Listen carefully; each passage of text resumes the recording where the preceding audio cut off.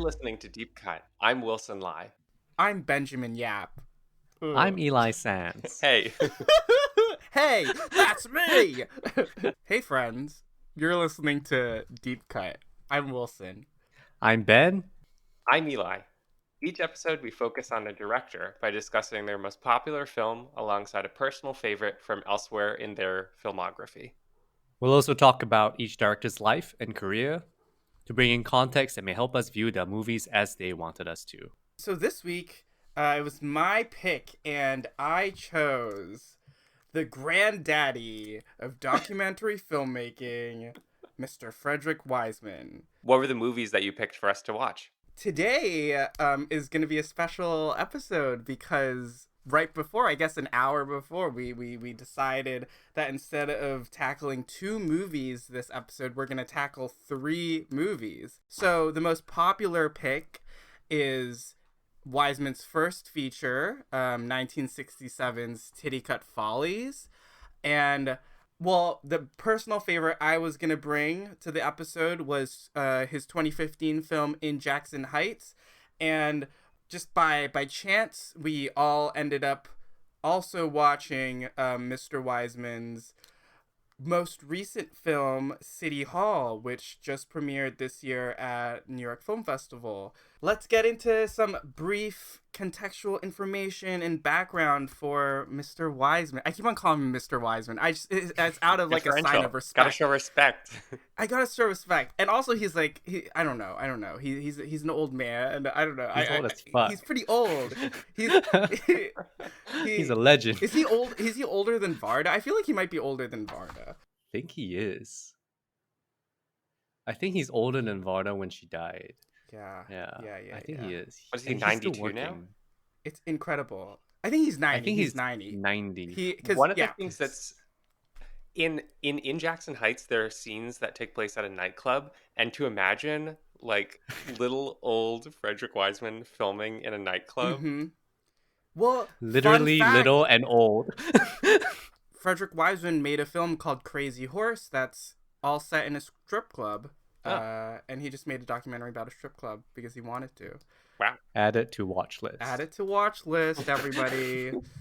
Okay, so big granddaddy, Mr. Frederick Wiseman, was born January 1st, 1930. What a fucking birthday, guys. What a crazy birthday. He was born into a Jewish family in Boston, Massachusetts. He got his Bachelor of Arts at Williams in 1951, and he got his Bachelor of Law at Yale in 1954. He also was in the U.S. military for a few years, from 54 to 56, and then lived in Paris after that before coming back to the U.S., and he started teaching law at Boston University. And while he was teaching law at Boston University, he used to bring his students on field trips to this facility, which his first feature, Titicut Follies, is based on. So Wiseman had been making movies ever since Titicut Follies, and he has made around 47 features in his lifetime, and only one of which is a narrative feature, which is called The Last Letter, in 2002, which I haven't seen, but it's supposed to be like a theater piece, like brought to screen, which is very interesting, considering Wiseman's approach to documentary making. He also has directed theater, right? Yes. I think he's a big fan of theater. I think there was I was reading this interview that Errol Morris did, or this write-up that Errol Morris did on Wiseman's career, and he was talking about how he was at a film festival with Wiseman, and Wiseman did not seem interested in any of the movies playing there besides his own, and instead just wanted to go watch the theater that was playing. I think they were in London, so he just wanted to see the theater that was playing, which is like really funny and awesome. Wiseman serves as a director, producer, editor, and a sound recordist on most of his projects because he likes to keep his crew small. And almost all of Wiseman's documentaries are a part of his own like prescribed institutional series, with each film diving into a particular social institution. Wiseman himself says, "My films are about institutions. The place is the star." And he always seems very curious about the world. There's a quote of him saying, "In the movies, I am trying to present a broad, complex, and diffuse portrait of contemporary life. I choose all kinds of different subjects, poor people, rich people, middle-class people, in different situations, and in a variety of locations. In one sense, I'm making one long, thematically connected movie that is now 100 hours long." Is that number accurate? I don't. Is all his movies just 100 hours altogether right now? I believe it. I feel like it could be. It could be. Given It the feels like length not of, enough. of some of his projects, it's definitely 100+ hours, I would say. Yeah, I'm just wondering if it's like 1,000. Yeah. Like, it seems like there's so many movies. It's so many movies. If you guys don't, like, listeners listening in, are not familiar with Wiseman, like, the subjects of his movies are, it's like such a wide range. He has movies on like a boxing gym, a zoo, a high school, a hospital, like the New York Public Library. It's really crazy. I didn't know that he called it his institutional series, but that makes total sense. It is definitely about the place, and his style is very observational, of course. And Yes. he does a lot of observing little vignettes that he'll stitch together to feel like a coherent multi-hour piece. To me, I think the magic trick is that he removes almost all context. There's no intertitle explaining anything. There's no direct-to-camera interviews that explains who people are. It's just he presents you, he throws you into the location, and you feel it out, and you just observe along with him. And there's so much power in that. Yeah, I think for me, watching Wiseman films has a very distinct pleasure that is very much similar to just being somewhere and watching people, Mm-hmm. which it really just is like observing people on the street or wandering into a random meeting that happens to be going on publicly and like listening to what people have to say. And he has done the work of maybe trimming a few hundreds of hours of maybe less interesting footage into the more interesting 6 hours or whatever it is. So they're long, but like they're long, but every segment for me has some kind of interest that to me piques my curiosity, and I think is based on his own personal curiosity about the situation. Maybe not even the institution, but just of that situation itself in its point of time, in its point of place. And it might just be me, but like I find it very interesting because I'm a person who really likes to just look at stuff. Like when I was a kid, I just looked out the window and stared at things. Yeah, me That's too. my parents. That's what my parents told me. I was like, I'll just stare out the window. Like when I was younger, Yeah. I loved like just watching like drainages, like water flowing down drains. And I was like trying to like think about that this week because I was like, I just have an interest in watching how things work. And Wiseman like also like loves showing the process of something, and like process of getting a job done, even if it's like the most like simplest job in the world, or like just like people like collecting trash or something. But he makes it seem the most interesting by just focusing on every like small task that needs to be done. And I think through that, you also, as a viewer, you yourself understand the importance of whatever job these people are doing, and like why they have value in society. Yep, definitely agree with that. Yeah, I also really liked watching the trash getting compacted. So satisfying. The It trash was a very compactor awesome can scene. compact anything, like a sofa, like a bed frame. It was crazy. Fucking grill. I was like, what? He definitely knows what he's doing. He's like one-upping. It's like, oh, it can compact like a chair. It can compact a basket. It can compact a mattress. It can compact a grill. Like he's like building it. Yeah, It can and compact it's me. like the It can definitely compact you, Eli. You're very yeah. soft. Oh. You're soft and fleshy. It's gonna eat you up. Yeah. Bony. Also, scene in question from City Hall, just so you know. Yes. Okay, so before we dive deeper into the movies that we're going to discuss today, let's talk about what other Wiseman films we've seen.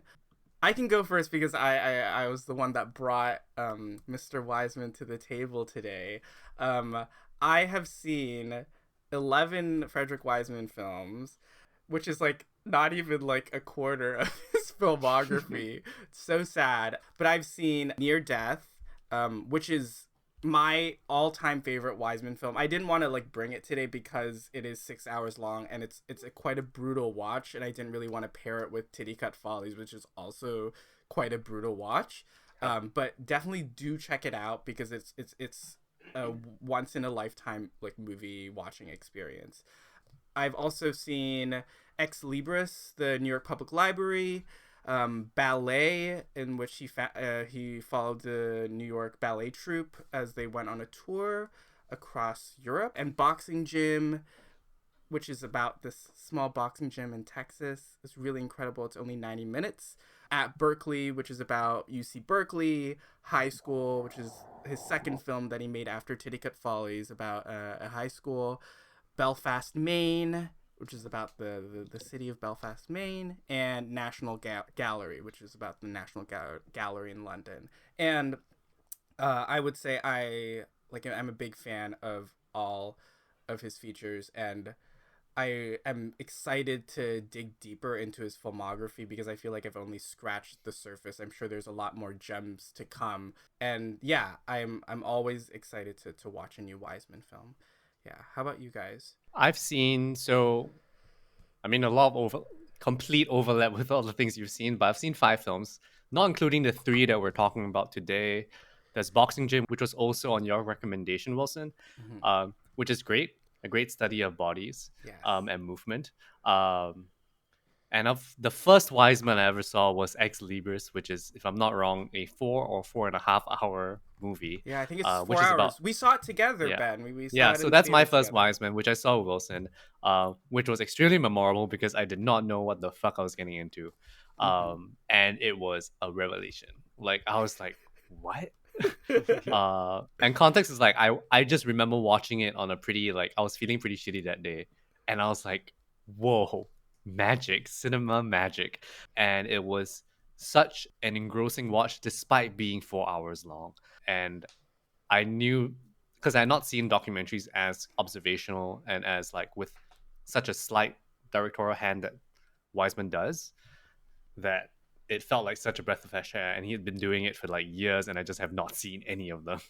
Yeah. My first experience with Wiseman that I feel like I should mention is you two coming out of the screening of Ex Libris and coming and finding me and just being like shaken. And that was the first I time do that not Wiseman... remember this.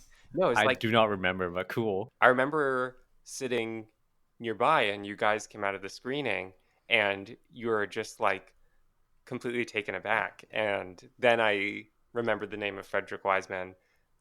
Maybe a couple years later, I started to watch High School. I got maybe halfway through it, and I felt like I sort of got the point that high school in the 60s was whack.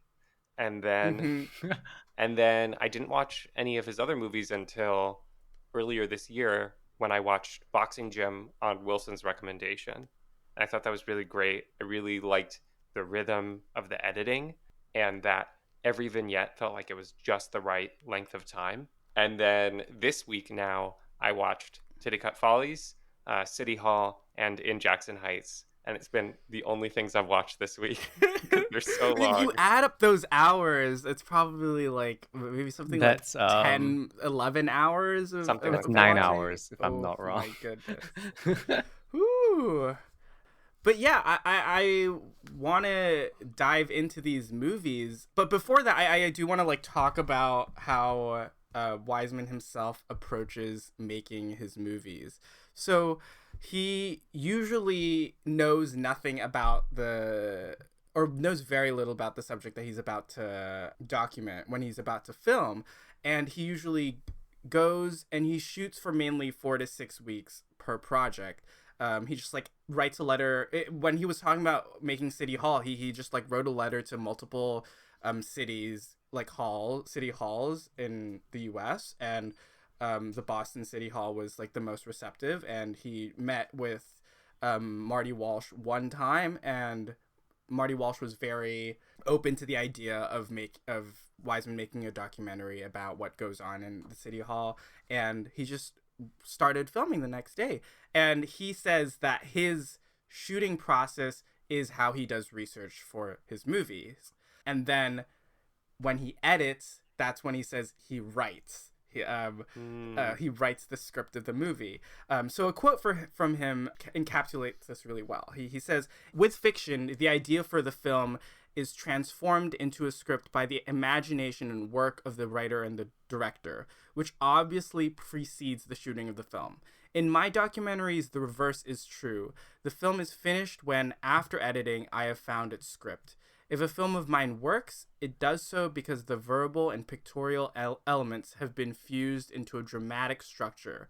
This is the result of the compression, condensation, reduction, and analysis that constitute the editing process for me." And I think this is really great because we approached like introducing Wiseman as a very observational filmmaker. It doesn't seem like he has like a big hand in swaying you as a viewer, but I think there's a lot of things that he does in the edit, like very quiet directorial or editing choices that really show me as a viewer that he's like trying to make a point with the movie. Let's dive in. So the first movie we're going to talk about is Titicut Follies, which, as I said earlier, was Wiseman's first feature. Titicut Follies is about the patient inmates at Bridgewater State Hospital for the criminally insane. It was a correctional facility in Massachusetts. The film was filmed over 4 weeks in 1966, and it shows a series of activities and procedures that go on at Bridgewater, including psychiatric interviews and hearings, also a really brutal scene of a force feeding of an inmate who refused to eat, daily routines of the inmates, such as bathing and shaving, a birthday party and a funeral. And all these scenes are framed by this annual variety show that the institution puts on called Titicut Follies. And Wiseman was teaching law classes at BU at the time, and used to bring his students there as a field trip. And when he decided to start making a movie, Bridgewater seemed like a really good subject to tackle. And he made a verbal agreement with the superintendent of the facility to shoot there, which sort of came as a problem later on when the film was finished and was about to be released. And the Massachusetts government tried to ban the release of the film before it premiered at the New York Film Festival in 1967, citing that Wiseman would be violating the patient's own privacy and their dignity. And they successfully got it banned from showing the film publicly after the premiere. And the Massachusetts Superior Court judge ordered recalls of the film from distribution and ordered all the copies be destroyed. Wiseman appealed this decision, and in 1969, it was finally allowed to be shown only to doctors, lawyers, judges, and other healthcare professionals. And then it was in 1987, families of several of the inmates who died at the hospital decided to sue the hospital and the state, and it brought up this film again, and how the film also may have also influenced the closing of a lot of these similar types of facilities, including Bridgewater itself. In 1991, a court ruling allowed Titicut Follies to finally be released to the general public. I just wanted to give all this background information and context because I think it's important to think about when talking about this film, because I know it's not an easy watch. I did not have a fun time watching this movie. And I don't think I'm going to revisit it again, but I do think it's important to think about how the release of this movie or the making of this movie may have impacted the way the facilities have been ran afterwards, and yeah, and whether or not like that justifies showing like really like triggering material in a film. Yeah, it's a really hard watch. I can sum up my reactions pretty concisely. It feels like it's in the same category to me as Joshua Oppenheimer's The Act of Killing, about the fallout of the genocide in Indonesia. It's it's very brutal, and it's a necessary documentation of horrible things that people do to each other. And it makes it a very hard watch because of that. I think partially some of Wiseman's decisions, because it's his first movie and it's very rough, kind of end up leering at the inmates more than is necessary, or gawking at them. Um, but then on the other hand, it's he also shows the inmates compassionately in a bunch of scenes, and some of the workers compassionately as well. Even though he's clearly critical of Bridgewater, you do see him finding some balance in terms of, there's the scene where a nurse talks about a letter that she received from a former inmate talking about his rehabilitation and thanking her. And you start to see him able to capture the what's wrong about an institution, as well as what is compassionate and human and specific. And that certainly is a thread that continues through all the way through City Hall. I think for me, my like watching Titicut, like knowing knowing the power of the images that he captured in the way that it's able to kind of change what was not right before makes it significant. But also watching it, I felt a little bit like it has this rough edges that I kind of wish it didn't, in the sense that the talking about the Yeah. gawking, that's definitely one of those things. But Mm-hmm. for me, like at the top of the podcast, you said that the Wiseman is the director that launches you into situations with no context. But with Titicut Follies, not having context was made it really difficult to understand the images that I was looking at. Yeah. And I think that was my main struggle with this. Like, it felt like I needed more information to understand. And part of it, I think, is because he was figuring out his editing style. And also because it's a very short movie, you know? Yeah, it's only 80 So minutes. yeah, so there's not enough time to really understand what I'm looking at and for me to make sense of the images. And I think that was the thing that was really difficult for me watching it. Like, yes, it's all horrific, but then I wasn't sure what to do with that. Like, it felt like just an assault on the senses, and then what? That's kind of the big question I had. Or like, even if I'm looking at something horrific, I kind of want to know, how did we get here, or like, why is it this way, Yeah. so that I'm not just responding to it because it's graphic, but so that I understand, not that I'm saying that what they're doing is right, but so I can sort of understand how did it get to this point, or like, why is it like this, why are these characters doing it this way, like regardless of whether it's morally right or not. So I found it very difficult to kind of understand how to approach what I was looking at. So that's kind of how my kind of initial reaction. And for example, the titular Titicut Follies.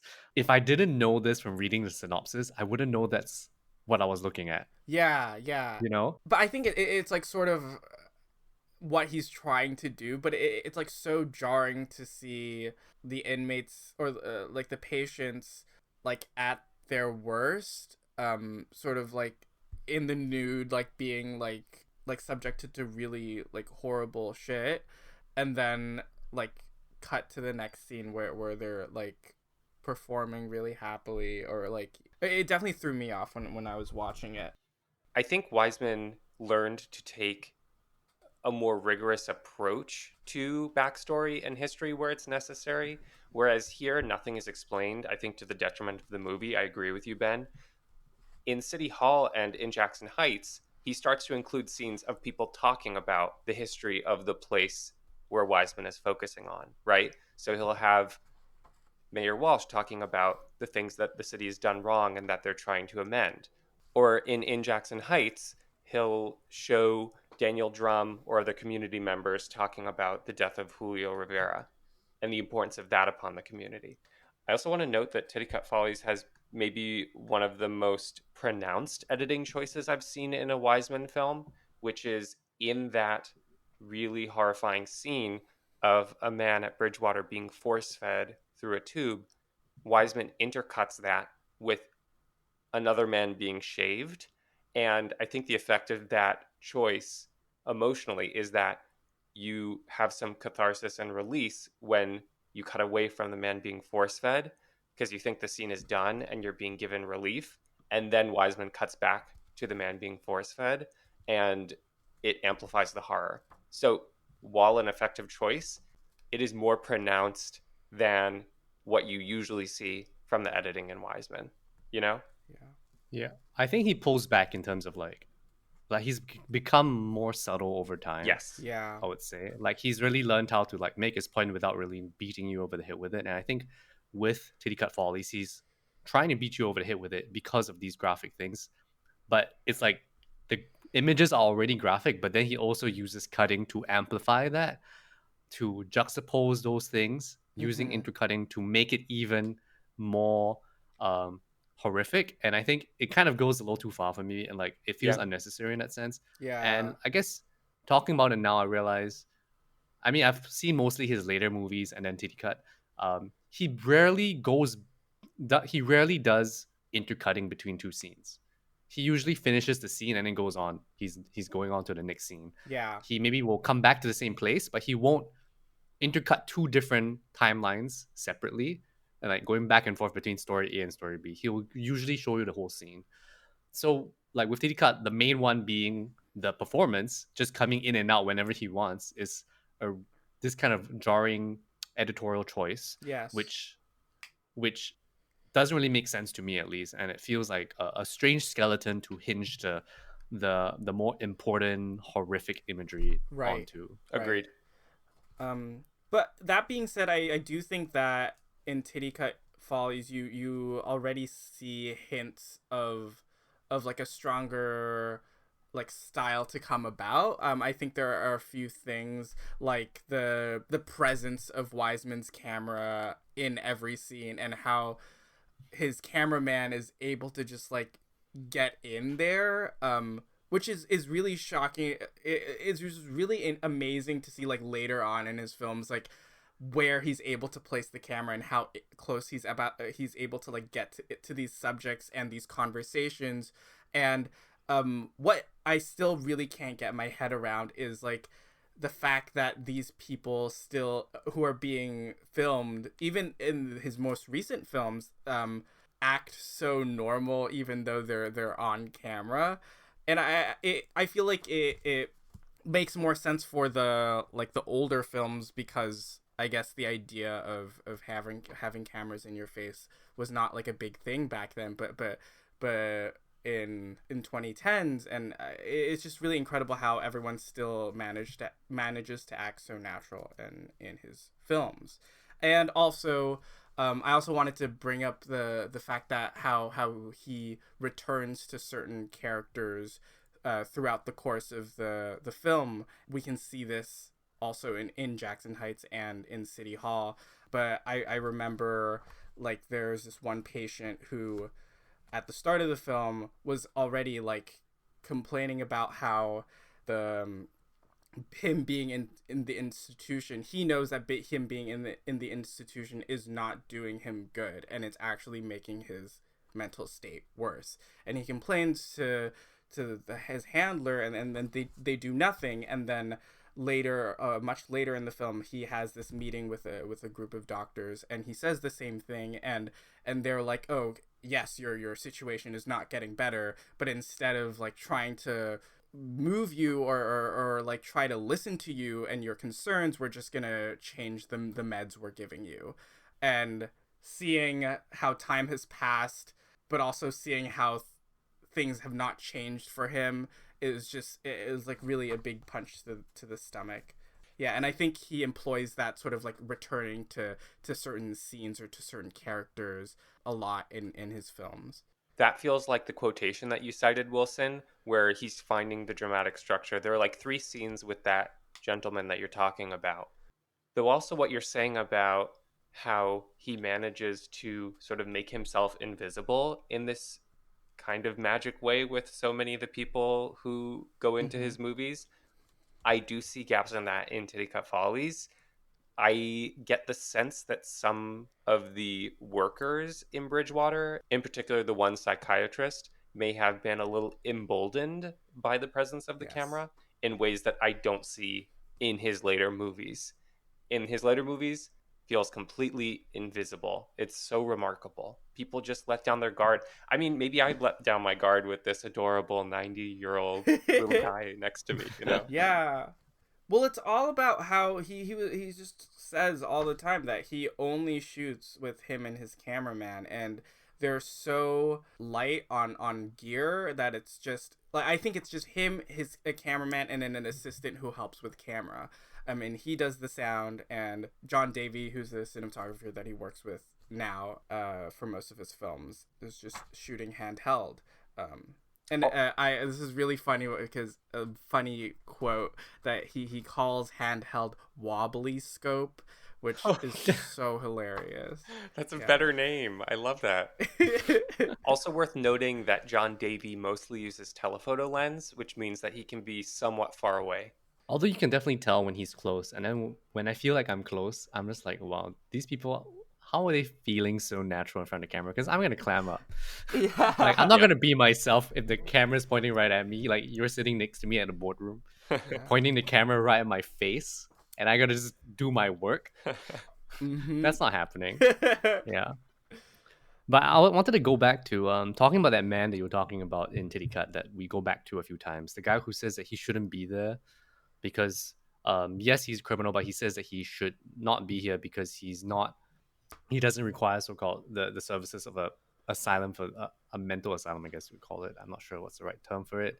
It's an institution for people with mental disabilities, but they are also considered criminals. Yes. So they are incarcerated there, but considered criminally insane.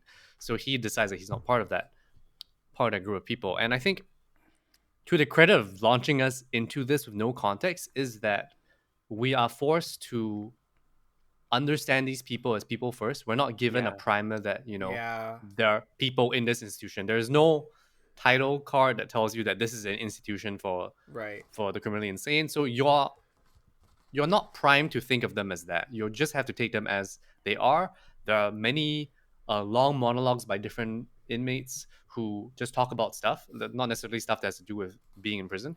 And they don't really necessarily, I would say, show any evidence that they should be there. Mm-hmm. There's no sense that they're criminals or that they're insane sometimes. And I think that there is some credit to be said about not doing that to us, not giving us that context so that we can just take them as human beings. And a lot of what they say just kind of makes, like, it doesn't seem insensible. Like, I know what they're trying to say, It doesn't seem like you need to institutionalize those people. I know that there are studies about how patients in mental health facilities are treated differently because they are in a facility, right? So there's this whole study that they did, which I learned in sociology, which is that a bunch of people pretended to require the services of a mental health facility, check themselves in, and by all accounts are considered quote unquote typical people. But by virtue of being admitted to these institutions, the nurses and the doctors treated them as people who have mental health issues. So everything they did that they considered quote unquote normal was considered a symptom. So they were taking notes about the going ons in the institution, and the notes were being written about them taking notes as that being some kind of aberrant behavior. Wow. So it kind of is that kind of thing, and I've seen that firsthand, like as a person who has been admitted to a psychiatric ward, and I've seen the way that nurses treat people that have been admitted to emergency mental health services, and it's not pretty. Like, even in this day and age, like, the attitude that they bring talking to these people is weird. Like, they don't really talk to them like people talk to each other, I mean, I saw a very big difference when I saw the nurses change shifts, and I was like, whoa. Like, suddenly there was like nurses that were much nicer and were not treating us weird. Yeah, so it is kind of to the credit of the film that it does expose these things. And I mean, we still have these problems now, like and it's difficult, It comes with a built-in power dynamic, and you're right, Ben, that Wiseman really elucidates that in ways that are very upsetting. Yeah, and it's hard for you to approach it. It made me think of another scene in this film, which was another cross-cutting scene in which you see how these inmates are being treated, cut with this guy interviewing, like the head psychiatrist interviewing a patient there, and talking to him about how he was like sexually assaulting his own daughter. When that sort of like dawns on you, like, oh, these are the people that are in this institution, it complicates your relationship with these patients, but also I feel like ultimately, at least for me, I was like, you should still not be like treating people like this. It's kind of why you got to look at each individual as an individual, because Yes. and I think this is maybe the kind of thing that Wiseman is trying to do with his entire filmography, which is that every situation within the bureaucracy of government, of whatever the institution is, right? Like there's the big picture and then there's the human picture, the one person, Yes. So you got to take it one person at a time to really understand what's happening on the ground level before you can understand it as, say, a government official like a mayor. Right. So it is that kind of drilling down that makes his work so fascinating. And I think it's why the thing that I really like about his films is like when he has a scene about somebody talking, he has a lot of shots of people listening, and it's including all the people within that process is part of, I would say, the objective of his entire career, almost, to kind of get as large a cross section of entire human society as he can, at least in Yeah. America. Yeah, and it is a bold task, and he's still working at it. Another way to put that is that he is mostly concerned with the everyday. He doesn't really care about super exceptional people. Even the community leaders that he chooses to focus on are very connected to the everyday and the mundane. Marty Walsh, in particular, seems very in touch with everyday life. Wiseman just wants to depict the normal, quotidian work and struggle for survival and continuity of an institution. And it's that specificity. It's a lot of breadth to cover an entire community or institution, but he gets a lot of depth by focusing on the everyday and processes like work. That's why his movies are this long. Yeah. They really need to be this They long. really Yeah. do. They really do. A critique that never comes into my mind is this should be shorter. It's always like, this is the perfect length, or it should be longer. Yeah. It's like, oh, that's nice. I think there's more of that. No. That always feels like there's Yeah. more of that, and there definitely is more of that. Yeah. He's just holding out on us. Yeah. I think this is a good time to jump into the lighter stuff. Let's do that. Okay, You let's want to do it, let's introduce? do Do it. you want to introduce both of them at the same time? Because they're somewhat similar movies. In a Yeah, sense. yeah. Let's do that. The two modern day movies, or modern day Wiseman picks that we're going to talk about today. The first one's called In Jackson Heights. It's about Jackson Heights. This is a community in Queens, which is very ethnically and culturally diverse. It was Wiseman's 40th film, and he hadn't really made a film. He's made a film about like small cities and small towns, but he hasn't made a film about just like a small community. But I think when you watch In Jackson Heights, you get a big sense of like why he chose Jackson Heights to portray, because it's like brimming with life. There's so much going on, and he chooses to focus in on a couple of larger themes. Those include LGBTQ rights, religion, gentrification, immigration, and integration, which I think are displayed really well through the different scenes that he goes back to in Jackson Heights. And the second film that we're going to discuss is City Hall, which came out this year, which is about the Boston City Hall and the workings of that office and the mayor, Marty Walsh. I would say that out of all of Wiseman's documentaries, City Hall is one of the only ones that has like a very clear protagonist, in that we see Marty Walsh almost every few scenes. He just like pops up and you're like, oh, hey, dude.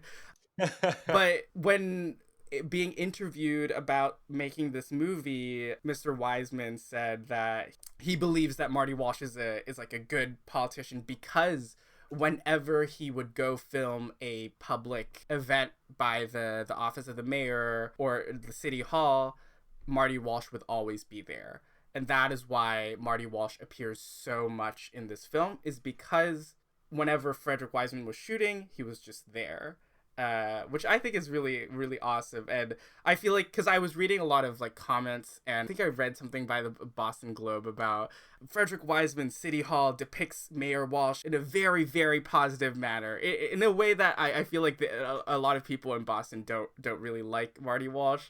But I feel like after these 5 hours, I really got a good impression of him, and I also got an impression of how local governance works in ways to benefit the community that it serves, which is a good reminder right now, at least in the US, that this is what government should do. It should be serving its people. There's a classic biography of LBJ, which I have not read, but I know a quotation from, it's Joseph A. Califano Jr., I believe. So there's this classic understanding of, absolute power corrupts absolutely.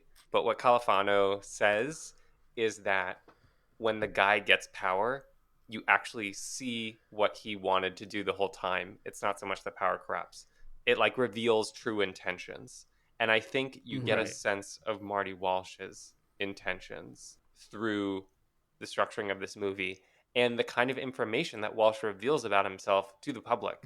That pivotal scene in the veterans storytelling session when Walsh takes the floor at the end of the event and he talks about his own struggles with alcoholism and the rehab that he had to go through and how he asked for help.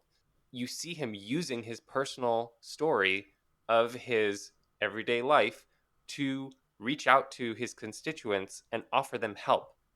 And that, I think, is one of the most important scenes in the movie because it's more personal and in depth with a public leader than you tend to see Wiseman give. I think with Marty Walsh as kind of this, essentially the hero of the story, right? It's an odd experience actually when watching this. Like it's the most recent Wiseman film I've seen. To see him have a protagonist is somewhat strange. He has recurring characters in Jackson Heights. He has Councilman Drome, who appears a few times, but there's not that sense of profiling him as a person. With City Hall, he does essentially profile Marty Walsh as mayor of Boston.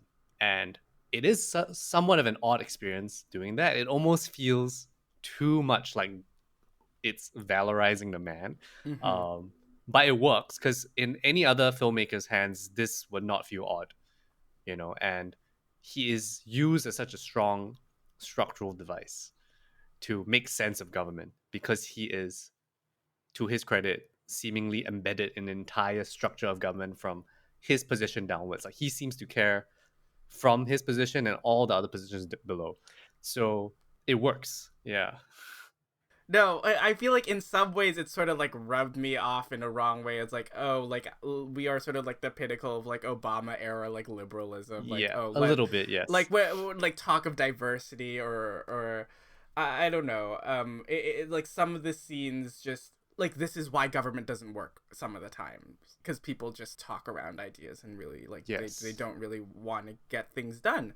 But I think it's such a beautiful thing to have like Wiseman show this balanced view of a government running.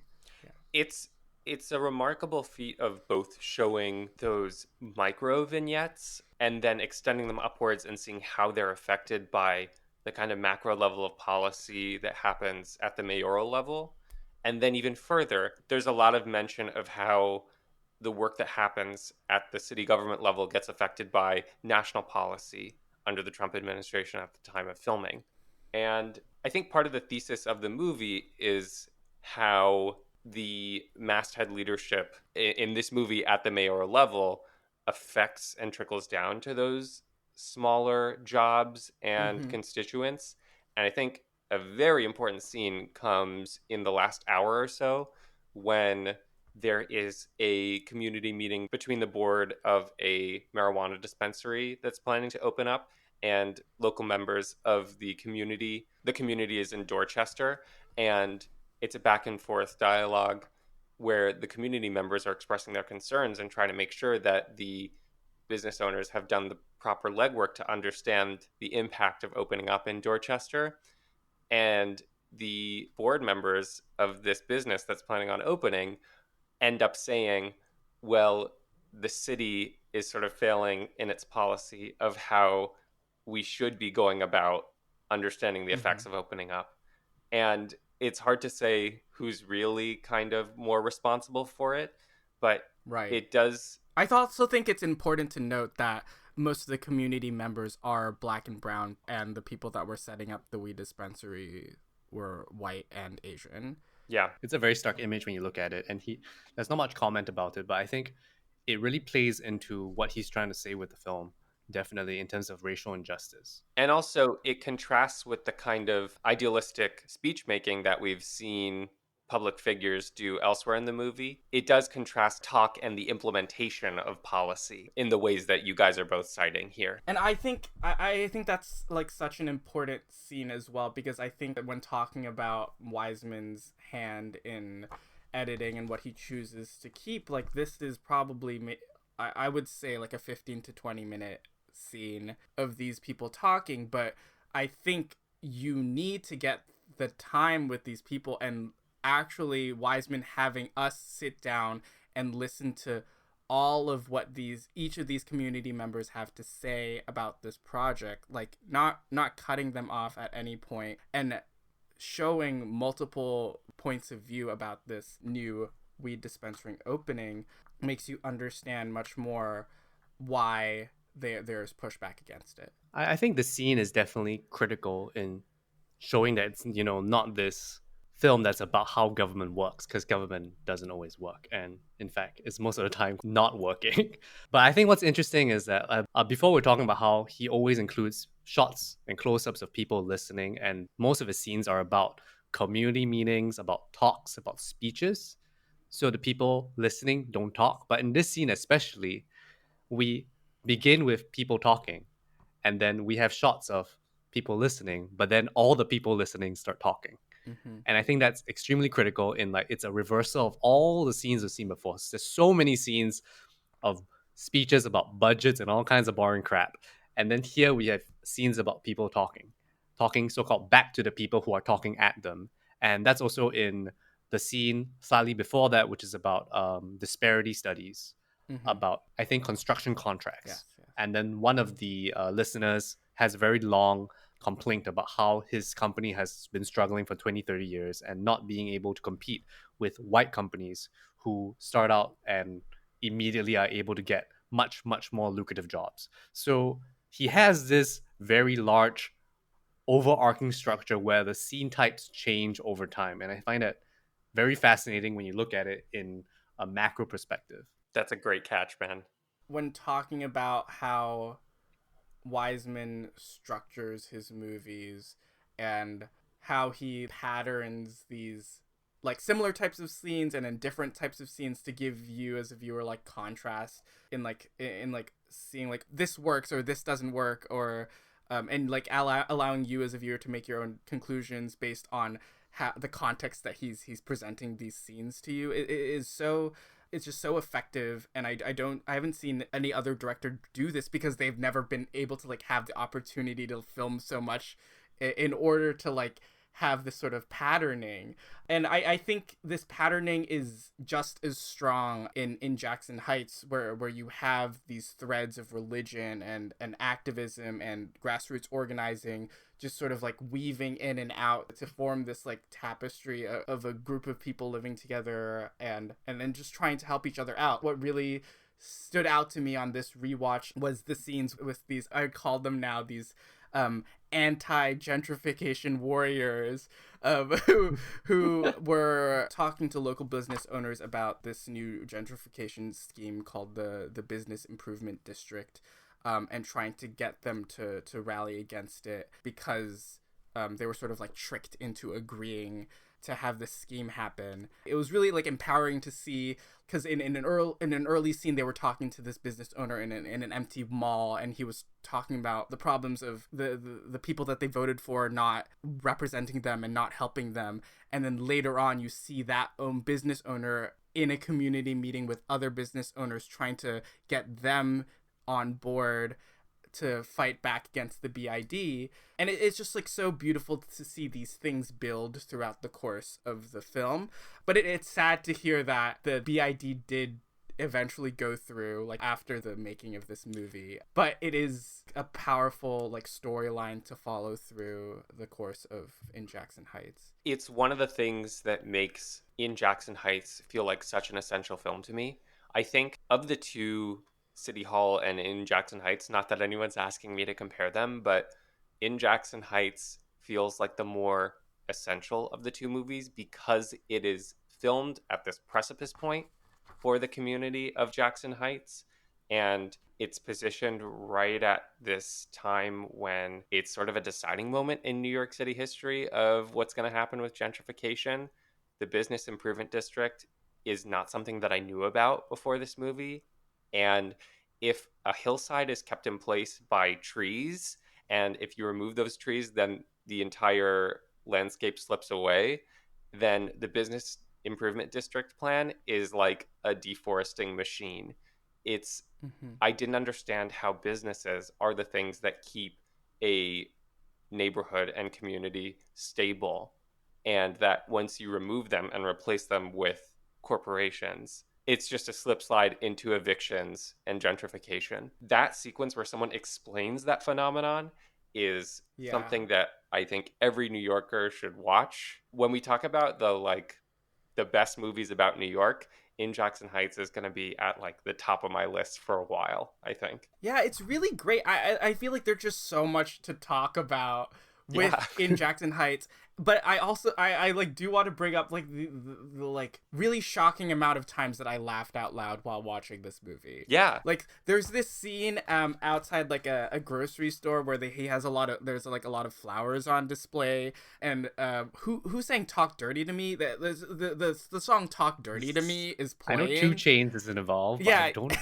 think he's the one who makes. I think he's featured. Yeah, yes, but Talk Dirty to Me is playing, and what Wiseman is doing is he's rhythmically cutting closer and closer into the flowers as to the song Talk Dirty to Me, which is playing on one of the speakers in the market, and it made me laugh so hard.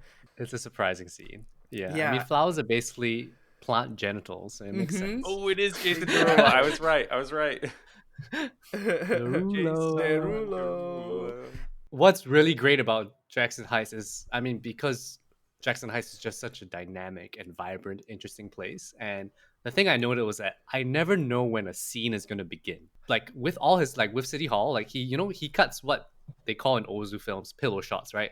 Like different shots of landscapes between one scene to the other. But in Jackson Heights, I'm like, I don't know if this is going to be a scene. Right. Like because it he just sort of like wanders around the street. Yeah, but I think it's awesome. There's a very strict structure that he has begun to abide by, I think, in the last like 10 years of his work, where he would start with like pillow shots, but he would always start with an extra wide going into a wide of the building and then going in. It's always just like slowly bringing us in, and at the same time, at the end of a scene, he slowly takes you out. Yeah. A beautiful like book ending of each scene that lets us like recalibrate, like lets us prepare for a new space, or like lets us like cool off and leave a space. I think it's really incredible how he eases you in and out of every sequence. But I think that's why, like with Jackson Heights, like it's so different because it really feels like walking around the town, because you're just getting shots of different shop fronts, but you never know which one he's gonna wander into. Like, why do I have a scene of eyebrow threading? I don't know, but okay, like I'm okay with that. So awesome. You know what I mean? Like sometimes I don't know why I'm watching something. It's still interesting, but it has that feeling of sudden surprise where you don't know what he's gonna focus on, and it has that feeling of being led by Wiseman through the streets of Jackson Heights. to see what he finds somewhat interesting or very interesting. Wiseman seems to be driven by the thrill of discovery and that structure that you're pointing out, Wilson, that scene structure of walking you in and then walking you back out of a vignette. It takes your attention away from things like finding tone or message or broad sort of superstructure or finding tension and what's he going to reveal next. It's more like what is he going to explore next? And the fun is the immersion and stepping into each new thing and wondering what he's going to show you next rather than what is going to happen next. Just to zoom in on a specific beat that I keep on thinking about in Jackson Heights, there is a celebration of the World Cup that goes from Soccer. that goes from watching the game at night in a bar. That celebration starts once the team wins, and then Wiseman It's sort the of Colombian soccer, the Colombian yes, soccer team Yeah. at the World Cup. Yeah. Wiseman very smoothly brings us to the next morning or a couple days later when a celebratory parade is happening, and then within that scene, before I even really knew it was happening, Wiseman starts to introduce police violence that is happening in the middle of this parade. And he shows you more and more until it's clear that that's the point of this scene. So many of his scenes sort of speak for themselves as to why they're important. But this one is like, that really snuck up on me and I think is a testament to his power of observation and editing. It makes a very clear point. Can I add on to that? Yeah. Because I noted the exact same scene, and what I realized is it actually, that scene sequence begins 2 scenes before, and it's a very, Yeah. very sharp thing. Wilson, I think, noticed this because we both segmented the movie. Yeah. Which is that 2 scenes before, it's a scene in some kind of LGBT. It's at Make the Road, which is Yeah, it's a at Make the Road, community New York. organizing center that a lot of different groups use. So we have this trans individual talking about police harassing her for a very, like, she just has a very long monologue about being harassed by the police. And the scene after is a scene where a woman's outside. It's some kind of town hall style celebration / announcement where there's a woman at a podium praising the police for the installation of new slow zones in schools or something. So they go from one scene complaining about police, one scene praising police, and then to that scene that you're talking about where there's the World Cup thing happening, and then punching into the police doing stuff. Yeah. And it is insane. It's how crazy. He puts those 3 scenes together. Yeah. There's a quote that Wiseman says where he talks about the sequencing of his scenes, and he says, the structure must create the illusion, even if it is temporary, that the events seen in the film occurred in the order in which they are seen on screen. In this way, the form of my documentaries can be called fictional because their structure is imagined and therefore may resemble plays or novels, the more traditional dramatic forms. So he, like, by sequencing these things, he creates drama and he adds meaning to each of these, like, to the individual scenes themselves. And later on, like 5 more scenes after the soccer match celebration and subsequent pigs coming in and ruining the party, it goes to a gay bar where people are celebrating, and I think it is the same bar that this trans woman was talking about earlier, because everyone seems to be having a really great time in the bar, and then we leave, and then we see the exterior of the bar, and then the next shot is of a cop car across the road. And it's just like very subtle, but he's just like always thinking about these threads throughout the film. In a way, In Jackson Heights is as much about the community itself and its inhabitants as the threats against that community, whether it is from the police, from the business improvement district, even a little bit from city government. I think you could make the argument that that's there too. But maybe that's just my distaste for Bill de Blasio coming through, coloring my viewing experience. We were talking about this like very, very briefly on our group chat, Eli, about is there a structure that Wiseman goes back to when he does these films about institutions? And at least with the 3 movies, including In Jackson Heights, City Hall, and Ex Libris, I do find somewhat of a similarity in the structure, in the way that he's trying to tell you his point, right? Or in trying to kind of portray some kind of meaning through the sequencing of scenes, right? And we've talked about this with City Hall, which is the people who are being talked to starts talking back. And it's similar in Jackson Heights, when at the end, there's a lot of people coming up talking about their cases for Make the Road. But I think within Jackson Heights, there's a lot more of this seeded throughout the film, where people are talking about their struggles. So it feels less of this kind of jarring introduction of the voices of the people, so called. But there is that kind of increasing frequency of hearing people talk about their situations and their difficult circumstances, especially in Jackson Heights. At the beginning, it seems to be about a bit of that kind of like small government stuff when we're in Councilman Drum's office, but then he kind of gets away from that, and then he's more focused on the community, which is why I think in Jackson Heights feels a bit different from these films. And then Yeah. with Ex Libris, we have a similar thing, where it begins with a lot of bureaucracy and stuff, but then at the end, there's a great scene about a very, very small library that's part of the New York Public Library Network. But it's a small library in Queens, and it's staffed and provides for predominantly people of color community. And it's a community you don't really see a lot in the film, and then suddenly they come out and they have a lot of opinions about why they need more funding, and they Right. don't have as much funding as the big libraries. And Yeah. he kind of makes that point in a similar way. So I think Yeah. he kind of does that. I feel like he always begins with the bureaucracy, and then he tries to find you the pockets, that small community that needs the most, who is not getting the most. Yeah. Mhm. It feels that way, at least, with this small sample size of his large filmography. Yeah. It feels like there is also usually some sort of late stage, not reveal, but reconsideration that he poses to you, Mm-hmm. whether it's through the dispensary community conversation or this scene later in Ex Libris that you're mentioning, Ben, that highlights, actually in both cases, highlights racial disparities amongst the community Mm-hmm. and how policy affects that. Okay, can I go on a very short comparative study that I thought of? Yeah, please. Yes, go. Between two things, and it's a bit disparate because I'm comparing a scene structure with the structure of a film, Ooh. which I think really, for me, helps me make sense of what Wiseman is doing, right? I'll explain a bit later. So the first thing I want to talk about is in City Hall, where there's a scene of a group of workers paving a road with a some kind of red material. I think they're and I making think a it's probably bike for a lane, school zone. right? I'm not sure. But so it's just a very simple scene, and it's got not much so-called political meaning. But it begins with us watching them lay out some kind of viscous liquid on the road. And I'm just wondering, what is this?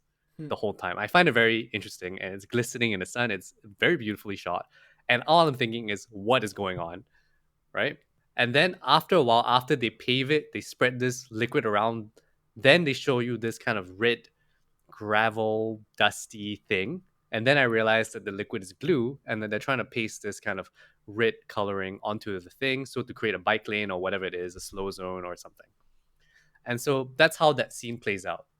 You're asking a question, he shows you something you don't really understand, you ask a question, and then he answers that question, and it kind of makes sense. And it's a very engaging viewing experience because he's not telling you from the outset what's going on.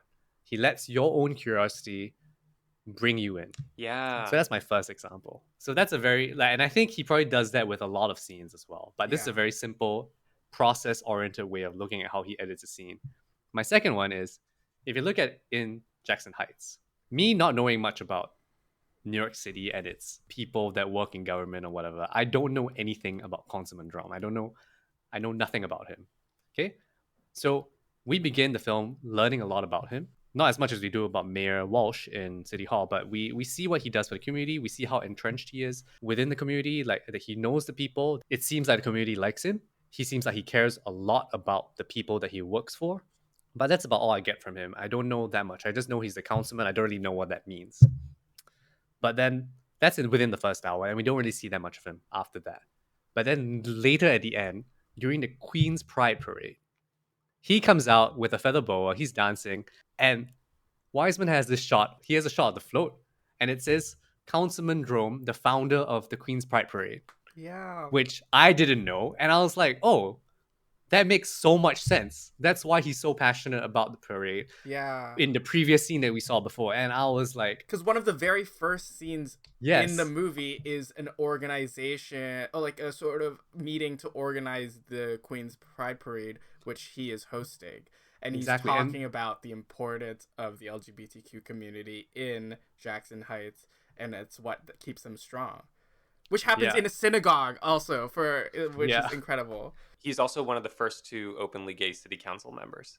Oh. And for me, comparing the scene and the film just shows you how Wiseman is thinking about the pieces of society and how they like there is the very small thing of people gluing or whatever it is on the pavement, but it kind of shows you how he organizes the concept. It's like a Russian doll. Like if the scenes are constructed like this, the films are constructed like this, but then the films are also a part of his 100-hour institutional series, Right. and they also create another gigantic tapestry. So like there is this really interesting Russian doll concept feeling when you watch all his films, where you're trying Sort to of figure out like a micro humanity and macro. within America. Yeah. Yeah, absolutely. it just Yeah. keeps going. And even in City Hall, like Walsh seems like this huge figure, but he's just a mayor, right? He's huge in Boston, but when people talk about America, he's nothing. In the context of America, he's just a mayor. That's the governor, and I don't know what else. I don't know how the bureaucracy goes.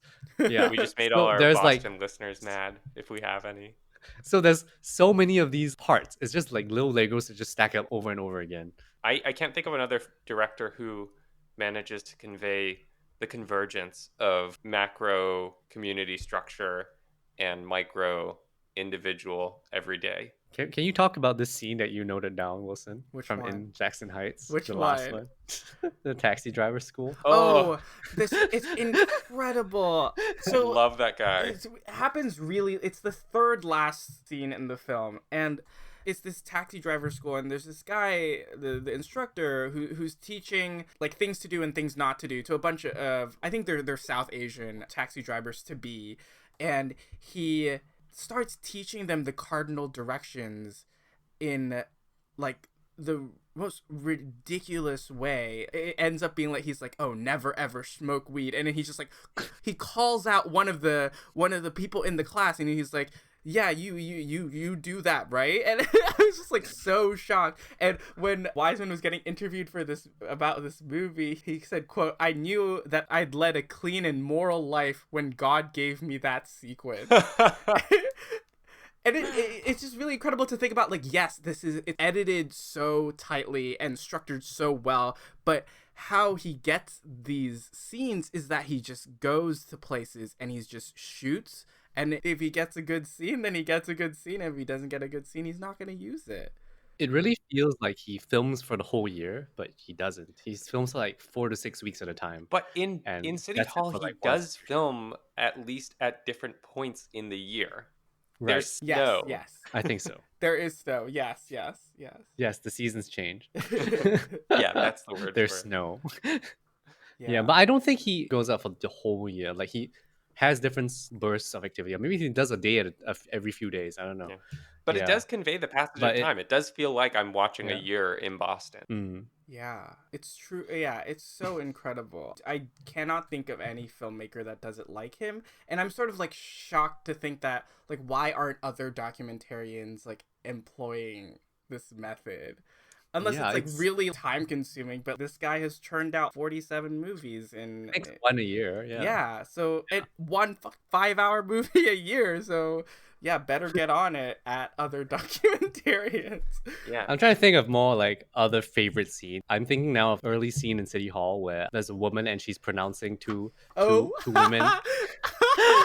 She's marrying two women, and it is the funniest scene ever because she's doing so well between, like, she's going through the whole, predictable It's touching. I marriage was like getting to me.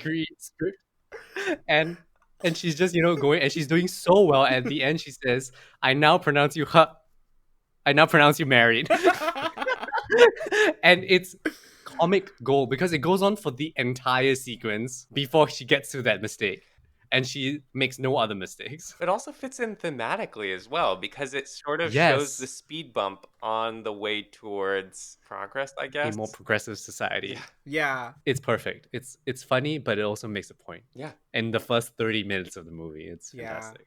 Another scene to contrast that is like later on in the movie.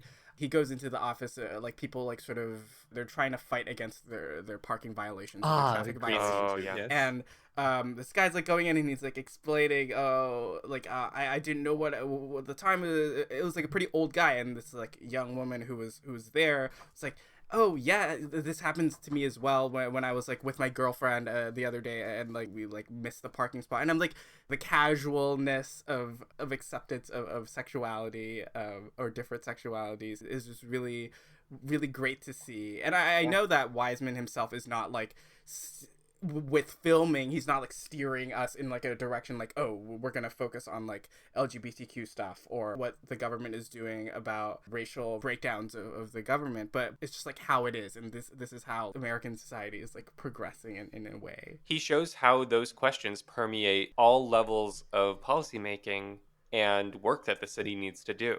That so-called little reveal of that workers' sexuality is so mundane, Mm-hmm. Yeah, exactly. and it's such a great include.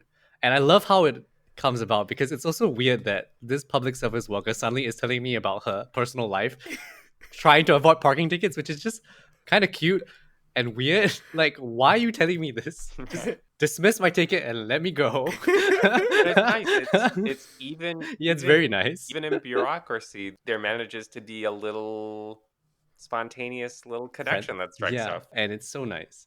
It's so Yeah, sweet. I think another example of this, like, oh, this small little scene sort of embodying a larger idea that Wiseman's trying to explore with the film is in Jackson Heights. There's this really small scene where this woman is teaching these three like non-Americans about like how to pass their citizenship test.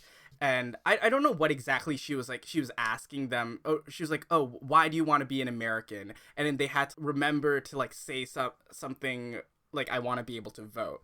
But one of the ladies there keeps on saying, "I want to be able to practice my religion freely." But she doesn't say it as clear, but she keeps on saying, "Freedom of religion, freedom of religion, freedom of religion." And the lady teaching her finally like is just like, "Yeah, yes, I guess you can use that." And I'm thinking, like, I think that her being able to practice her religion is actually the reason why maybe she is in America or why she wants to be an American. And I think in a larger sense, in Jackson Heights shows how so many different religious groups are able to live in one small community. You see a mosque, you see a Hindu temple, you see a synagogue, you see a Catholic church. In that moment, the instructor who's preparing the three people for the immigration test, she's acting as unintentionally, she's acting as a force to conform them to say the answer, I want to vote. But the woman who keeps on saying that she's here for freedom of religion is authentically representing herself. And I think that also reflects a broader trend in Jackson Heights, wherein different forces from the outside keep on trying to conform this neighborhood and get it to homogenize, but that's not authentic to the neighborhood. And Yeah. Wiseman is presenting a bit of a community that's endangered by these external forces. Again, that's why In Jackson Heights feels so essential to me. It's filmed at this very specific moment, and it couldn't have been filmed any other time and have this message. It really feels like a teetering point in a way that's kind of saddening. Though I will note that I looked up about the Business Improvement District, and earlier this year, there was a movement to expand the BID that went into effect in Jackson Heights, and it didn't go through because of the work of that's activists great. to halt the expansion of the BID. So, pendulum of history, right? Yes, pendulum of history. What do you think about like the use of these kind of musical sequences that he intersperses them in a lot of his movies? He does this like different Well, different musical sequences that seem to, at least for me on the surface, just are there to break up the monotony of listening to people talk. I think it's part of the specificity of everyday life. It's the same with food. There's always food that pops up in both of these movies. People eat, people drink, people celebrate, people play and listen to music. And yes, they serve as interstitials and sort of palate cleansers, but they're also a reminder of the texture of everyday life. I also do think that Wiseman himself has an interest in performing, and he also has these docs that he makes that some people call like his performative docs. So he made 2 films about the ballet. He made a film about a French ballet company, and he made a film about the New York City Ballet Company. Even though I don't agree with it, but a hilarious review of City Hall is that someone writes, a lot of people think that this is one of Wiseman's best institutional docs. Well, I think it's one of his best performative docs because of how everyone in government is. Like, Wiseman is making movies to this day. However, In Jackson Heights, which is his 40th film, which came out in 2015, he tried to crowdfund to finish the film because he did not have enough money to finish this film. And unfortunately, he did not make his fundraising goal, which just goes to show the state of documentary funding is right now. But he has a quote. He has a small quote. He says, "Fundraising is one of the hardest aspects of filmmaking and has only gotten more difficult. But the moment that you think you're entitled to this money is the moment you should stop, because you have to act as if each film is your first film and you have to put in the same energy into raising the money." Damn. Yeah.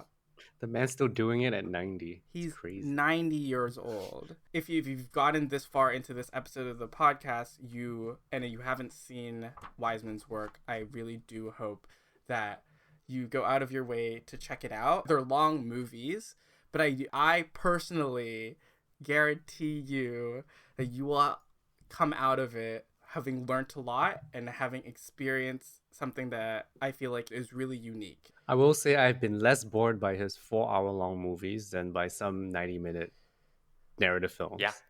For sure. Yes. Like, Yes. there are definitely worse things to waste your time on. Knowing that we are recording this in a pandemic and that we're talking about In Jackson Heights, I know from the news that Jackson Heights is actually one of the places that was hit the hardest when New York was one of the epicenters of the pandemic. All I can really say is that my heart goes out to them because I know they were struggling a lot, especially in the first early months of the pandemic. And I'm sure they're still struggling now. So, And of course, it's disproportionately affecting communities of Black and brown people. like, watching it made me feel very, like, my hands tied behind my back because I'm here sitting halfway Mhm. across the world. Yeah. But I don't know. I guess if you can do anything, do something, wear a mask, especially if you're in America.